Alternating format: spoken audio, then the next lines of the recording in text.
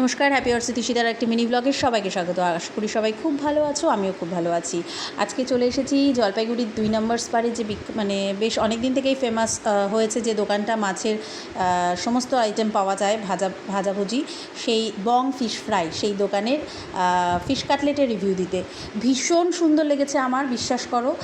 আর এখানে আমরা হঠাৎ করেই আজকে আমার মেয়ের পড়া ছিল, সেটা ক্যান্সেল হয়ে যাওয়ায় হঠাৎ করেই এখানে চলো যাওয়া যাচ্ছে, অনেক দিন থেকেই হচ্ছে শুনতে পাচ্ছি, তো চলে এসেছি সেই বং ফিশ ফ্রাই এই দোকানটাতে, যেটা 2 নম্বর তিস্তা স্পারে অবস্থিত, জলপাইগুড়ি স্পারে। তো সেখানে চলে এসেছি। সেখানে সব রকমের মাছের আইটেম, আমার মেয়ে যেহেতু অতটা ভালোবাসে না, এবং এর পাশে আর একটা দোকান রয়েছে, হয়তো এদেরই বা জানি না, ওখানে পকোড়া নেওয়া হয়েছিল ওর জন্য। তো ভীষণ ভালো ছিল, 20 টাকায় 8টা পকোড়া ওকে দিয়েছিল, ভীষণই ভালো ভেজ পকোড়া, বড় বড় সাইজের। তো সেটা ও খাচ্ছে। এবারে আমাদের ফিশ কাটলেট রেডি হয়ে চলে এসেছে।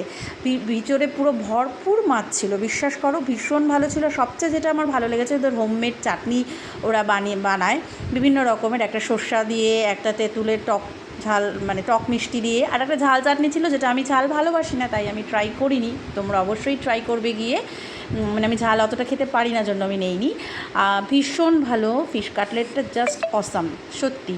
আমি শুনেছিলাম বা দেখেছিলাম, অনেক দিন থেকেই অনেকে যাচ্ছে, খাচ্ছে, সুন্দর রিভিউ দিচ্ছে, তাই আমিও চলে আসলাম ভালো রিভিউ দিতে। সত্যিই ভীষণ ভালো, এবং অনেকগুলো আরও ট্রাই করা হয়নি, এরপরে গেলে লোটে মাছটা ট্রাই করব।